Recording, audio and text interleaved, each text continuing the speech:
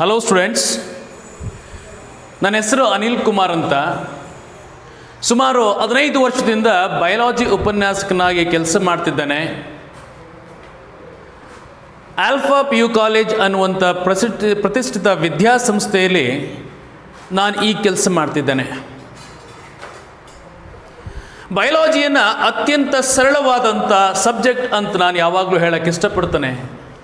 ಯಾಕೆ ಅಂತಂದರೆ, ಯಾವುದೇ ಸಬ್ಜೆಕ್ಟ್ ಆಗಲಿ ಯಾವುದನ್ನು ನಾನು ಅನುಭವಿಸಿ ಕಲಿಯಬಹುದೋ ಅಂಥದ್ದನ್ನು ಅತ್ಯಂತ ಸರಳವಾಗಿರ್ತದೆ, ನನಗೆ ಈಸಿಯಾಗಿ ಅರ್ಥನೂ ಆಗುತ್ತೆ ಅನ್ನೋದು ಎಜುಕೇಷನಿಸ್ಟ್ಗಳೇ ಹೇಳಿದಂತಹ ಮಾತು.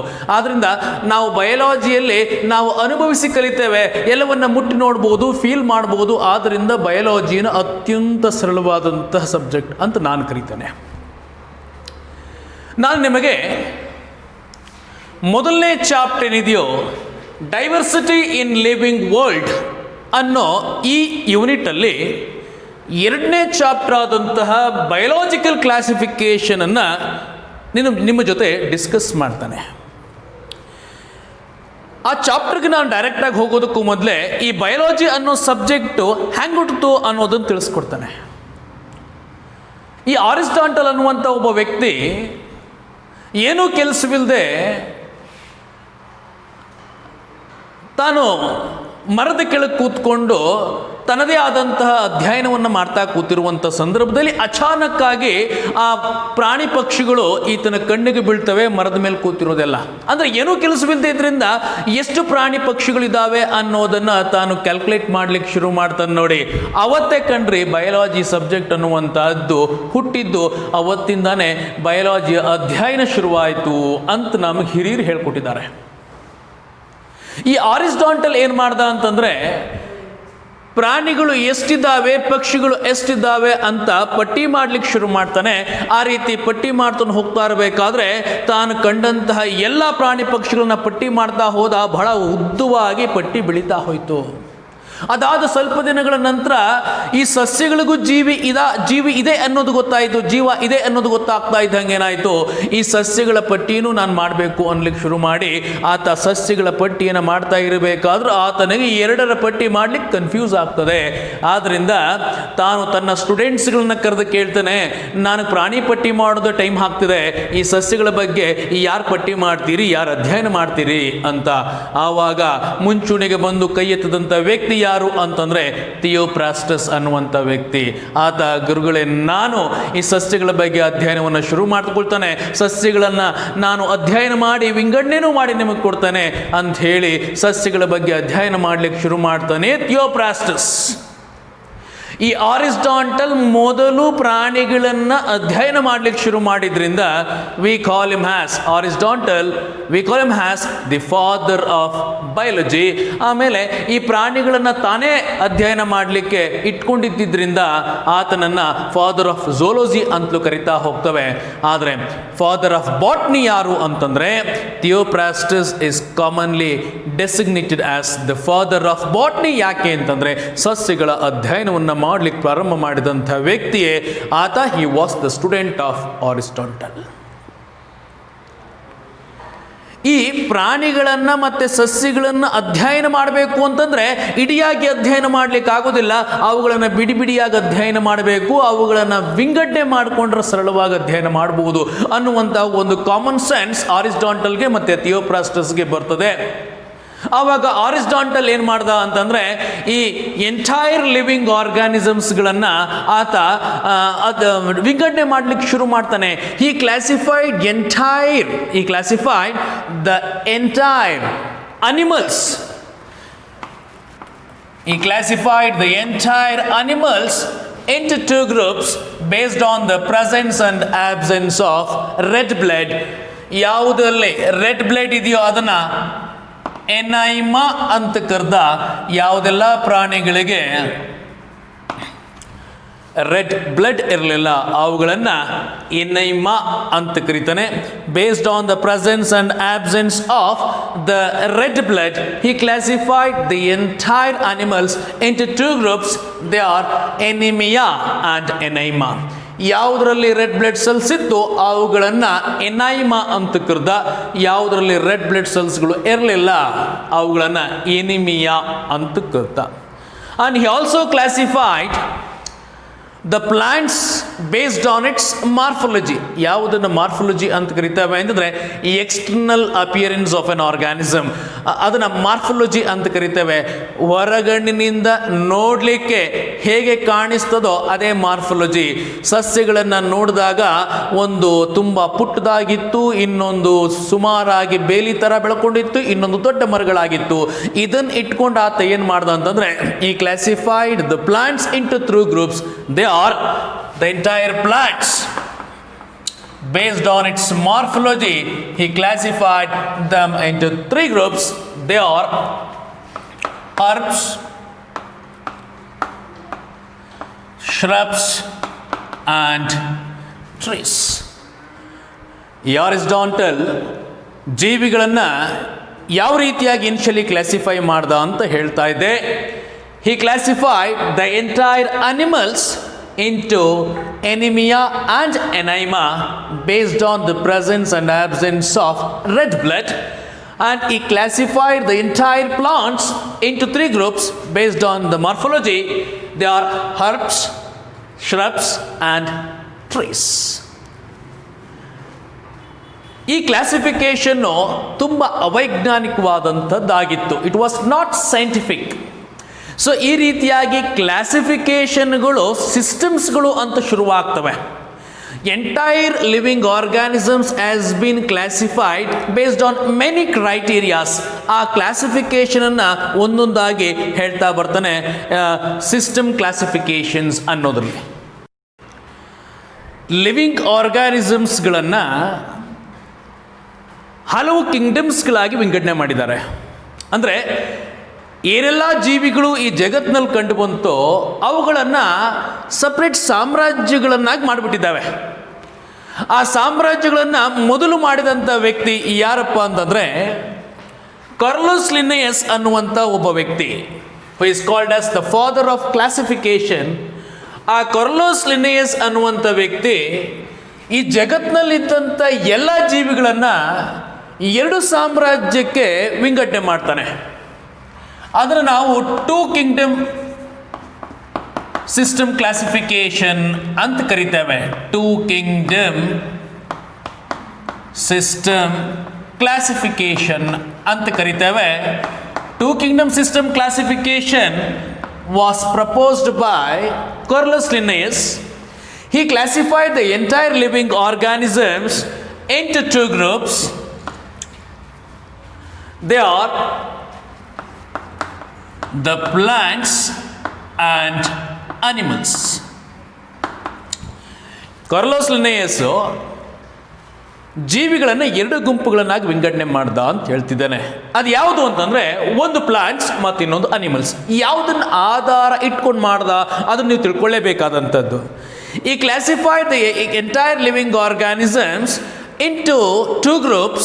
One is in plants and another one is in animals based on the presence and absence of the cell wall. Cell wall ಇದೆಯಾ ಇಲ್ವಾ ಅನ್ನೋದನ್ನು ಆಧರಿಸಿ ಇನ್ನೊಂದು ಕ್ರೈಟೀರಿಯಾ ಯಾವುದಪ್ಪ ಅಂತಂದರೆ ಮೊಟಿಲಿಟಿ ಇದೆಯಾ ಇಲ್ವಾ ಅನ್ನೋದನ್ನು ಆಧರಿಸಿ he classified the entire living organisms into 2 groups. ಯಾವುದೆಲ್ಲ ಓಡಾಡ್ತಾ ಇದ್ವೋ ಅವುಗಳನ್ನು ಪ್ರಾಣಿಗಳು ಅಂತೇಳಿ, ಯಾವುದು ಓಡಾಡದೆ ಅಚ್ಚಲವಾಗಿ ಒಂದೇ ಜಾಗದಲ್ಲಿ ಫಿಕ್ಸ್ ಆಗಿತ್ತೋ ಅಂಥವುಗಳನ್ನು ಸಸ್ಯಗಳು ಅಂಥೇಳಿ ಎಂಟೈರ್ ಜೀವಿಗಳನ್ನು 2 ಸಾಮ್ರಾಜ್ಯಗಳನ್ನಾಗಿ ವಿಂಗಡಣೆ ಮಾಡ್ತಾನೆ ಕಾರ್ಲೋಸ್ ಲಿನ್ನೇಯಸ್. ಅದ್ಯಾವುದು ಅಂತ ಈಗಾಗಲೇ ಹೇಳಿದ್ದಾನೆ, ಇನ್ನೊಂದು ಬಾರಿನೂ ಹೇಳ್ತೇನೆ. 1 is in plants and another 1 is in animals.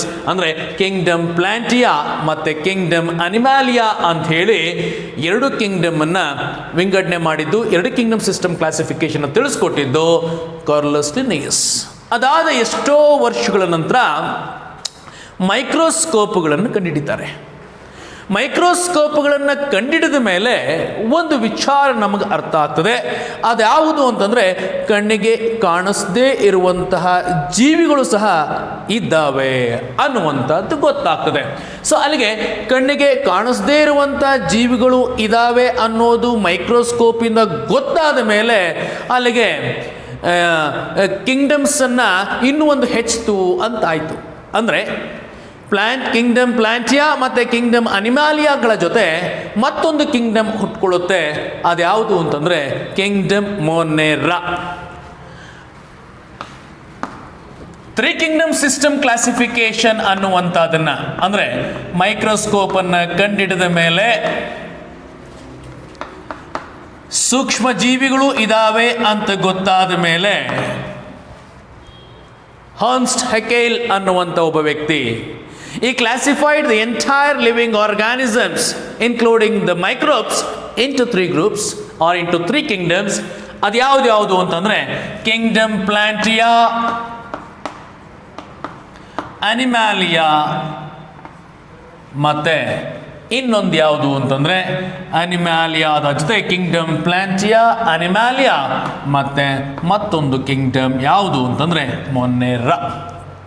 So the 3 kingdom system classification after the invention of microscope was proposed by Ernst Haeckel. He classified the entire living organisms into 3 kingdoms. They are kingdom Plantia, kingdom Animalia and the kingdom Monera. So ಈ ರೀತಿಯಾಗಿ 3 ಕಿಂಗ್ಡಮ್ಸೇ ಅಂತ ಅಂದ್ಕೊಂಡಿದ್ವಿ. ಈ microscope invent ಆದಮೇಲೆ, ಈ micro ಆರ್ಗ್ಯಾನಿಸಮ್ಸ್ಗಳ Discovery ಆದಮೇಲೆ ಇವುಗಳ ಅಧ್ಯಯನ ಹೆಚ್ಚಾಯಿತು. ಸೊ ಈ ರೀತಿಯಾಗಿ ಇವುಗಳ ಅಧ್ಯಯನ ಹೆಚ್ಚು ಮಾಡ್ದಾ ಹೋಗ್ತಿದ್ದಂಗೆ ಒಂದು ವಿಚಾರ ಇವ್ರಿಗೆ ಅರ್ಥ ಆಯಿತು, ಈ ಸೂಕ್ಷ್ಮ ಜೀವಿಗಳಲ್ಲಿ 2 ವಿಧ ಅಂತ. ಅದ್ಯಾವುದಪ್ಪ ಅಂದರೆ one was completely made up of prokaryotic cell, another one was completely made up of eukaryotic cell. ಈ ಒಂದು ಬೋತ್ ಆರ್ ಯೂನಿಸೆಲ್ಯುಲಾರ್, ಇವೆರಡರ ನಡುವೆ ಡಿಫ್ರೆನ್ಸಸ್ ಇತ್ತು. ಆ ಡಿಫ್ರೆನ್ಸಸ್ ಯಾವುದು ಅಂತಂದರೆ ಅದೇ ನಾನು ಹೇಳಿದ್ನಲ್ಲ, ಒಂದು ಪ್ರೊಕ್ಯಾರಿಯಾಟಿಕ್ ಸೆಲ್ಗಳಾಗಿದ್ವು, ಇನ್ನೊಂದು ಯುಕ್ಯಾರಿಯಾಟಿಕ್ ಸೆಲ್ಗಳಾಗಿದ್ವು. ಆವಾಗ ಈ 2ರ ಡಿಫ್ರೆನ್ಸಿಯೇಷನ್ ನಮಗೆ ತಿಳಿಸ್ಕೊಟ್ಟಂಥ ವ್ಯಕ್ತಿ ಯಾರಪ್ಪ ಅಂತಂದರೆ ಕೋಪ್ಲ್ಯಾಂಡ್ ಅನ್ನುವಂಥ ಒಬ್ಬ ವ್ಯಕ್ತಿ. He classified the differences that are seen in the unicellular organisms, that is one was prokaryotic and another one was eukaryotic celled organism. ಆಗ ಈತ 3 ಕಿಂಗ್ಡಮ್ ಅಲ್ಲ, ಜೀವಿಗಳನ್ನು 4 ಕಿಂಗ್ಡಮ್ಗಳಾಗಿ ವಿಂಗಡಣೆ ಮಾಡಬಹುದು ಅಂತೇಳಿ 4 kingdom system classification was proposed by the Copeland. ಈ classified the entire living organisms into 4 kingdoms. ಅದು ಯಾವುದು ಅಂತಂದರೆ ಪ್ಲಾಂಟಿಯಾ, ಅನಿಮಾಲಿಯಾ, ಮೊನೆರಾ ಏನಿತ್ತೋ ಆ ಮೊನೆರಾದಲ್ಲಿ ಇನ್ನೊಂದು ಕಿಂಗ್ಡಮ್ ಹುಟ್ಟಾಕೊಳ್ತಾರೆ. ಅದು ಯಾವುದು ಅಂತಂದರೆ ಪ್ರೊಟಿಸ್ಟಾ 4ನೇ ಕಿಂಗ್ಡಮ್ ಆಯಿತು. ಅಲ್ಲಿಗೆ entire living organisms were classified into 4 kingdoms. ಅದ್ಯಾವುದು ಅಂತ ಇನ್ನೊಂದು ಬಾರಿ ಹೇಳ್ತಾನೆ, kingdom Plantae, Animalia, Monera and Protista. ಇದಾದ ಎಷ್ಟೋ ವರ್ಷಗಳ ನಂತರ ಈ ಪ್ಲ್ಯಾಂಟ್ಸ್, ಅನಿಮಲ್, ಮೊನೆರಾ, ಪ್ರೊಟಿಸ್ಟಾ ಇವುಗಳ ಸ್ಟಡಿ ಡೀಟೇಲ್ ಆಗಿ ನಡೀತಾ ಇರಬೇಕಾದ್ರೆ ಪ್ಲಾಂಟಿಯಾ ಕಿಂಗ್ಡಮ್ಗೆ ಒಂದು ಗುಂಪಿನ ಆರ್ಗ್ಯಾನಿಸಮ್ಸ್ಗಳು ಸೇರಲ್ಪಟ್ಟಿದ್ವು, which was completely autotrophic and the cell wall composition was different from the original plants. ಅದು ಯಾವುದು ಅಂತಂದರೆ ಪ್ಲಾಂಟ್ ಸೆಲ್ ವಾಲ್ನಲ್ಲಿ ನಾವು ಸೆಲ್ಲೋಸ್, ಹೆಮಿಸೆಲ್ಲೋಸ್, ಪೆಕ್ಟಿನ್ ನೋಡ್ತೇವೆ. ಅದು ಯಾವುದರಿಂದನೂ ಮಾಡಲ್ಪಟ್ಟದೆ ಬೇರೆ ಥರದ ಕಾಂಪೊಸಿಷನ್ನಿಂದ ಮಾಡಲ್ಪಟ್ಟಂತಹ ಪ್ಲಾಂಟ್ ಲೈಕ್ ಇರೋದನ್ನು ನಾವು ನೋಡಿದ್ವಿ. ಅದರ ಸೆಲ್ ವಾಲ್ ಯಾವುದಾಗಿತ್ತು ಅಂತಂದರೆ, ಸೆಲ್ ವಾಲ್ ಕೆಮಿಕಲ್ ಕಾಂಪೊಸಿಷನ್ ಯಾವುದಾಗಿತ್ತು ಅಂತಂದರೆ it was made up of chitin.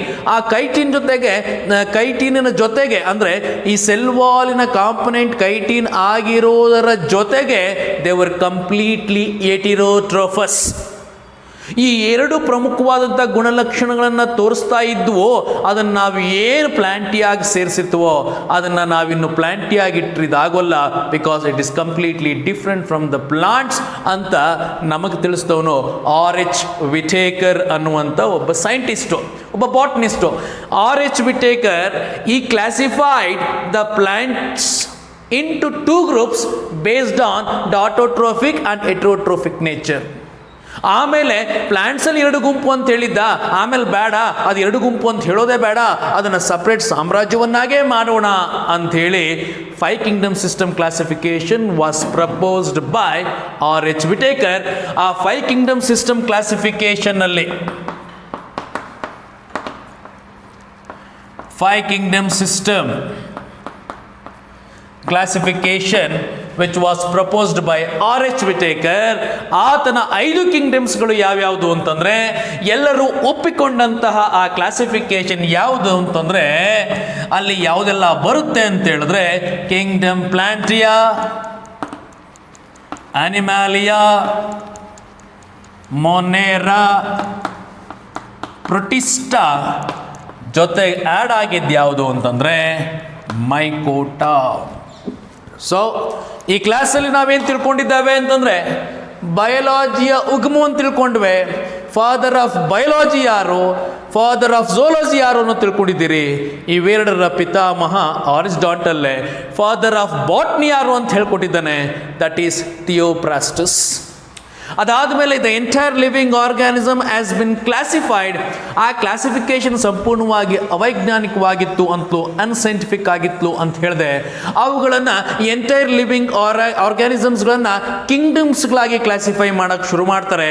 ಆ ರೀತಿಯಾಗಿ ಫಸ್ಟ್ ಬಂದಂಥದ್ದು ಯಾವುದು ಅಂತಂದರೆ 2 kingdom system classification which was proposed by Carolus Linnaeus. ಈ classified entire living organisms into 2 kingdoms. They are kingdom Plantia and kingdom Animalia. Then the 3 kingdom system classification was proposed by Hans Steckel. He classified the entire living organisms into Plantia, Animalia and Monera. The 3 kingdom system classification ಹೇಗಾಯಿತು ಅಂದರೆ, after the invention of microscope and microscopic organisms has been evolved, so ಅದನ್ನು Kingdom ಮೊನೆರಾಗೆ ಸೇರಿಸಿದ್ದಾವೆ. ಅದಾದಮೇಲೆ 4 kingdom system classification was proposed by Hans Steckel.